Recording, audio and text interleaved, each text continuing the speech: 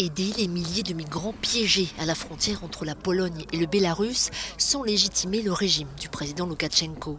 C'est ce que réclame la chef de l'opposition bélarusse.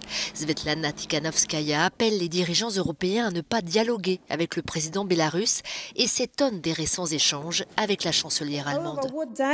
Quel dialogue peut-il y avoir quand ceux qui doivent en faire partie sont toujours en prison ?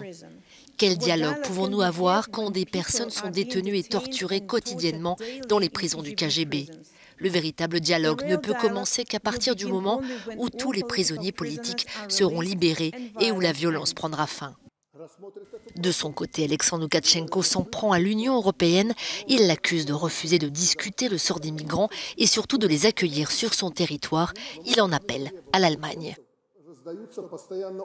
J'attends la décision de l'Union européenne concernant les 2000 réfugiés. Nous en avons 2000 dans ce camp. Je leur ai demandé de les emmener. La chancelière allemande Angela Merkel m'a promis que les responsables européens allaient examiner ce problème, mais ils ne l'ont pas fait. Près de 2000 migrants attendent de connaître leur sort dans un centre logistique mis à leur disposition par les autorités bélarusses. L'Union européenne accuse le régime de Loukachenko d'avoir orchestré cette vague migratoire en représailles aux sanctions imposées après la répression brutale de l'opposition bélarusse.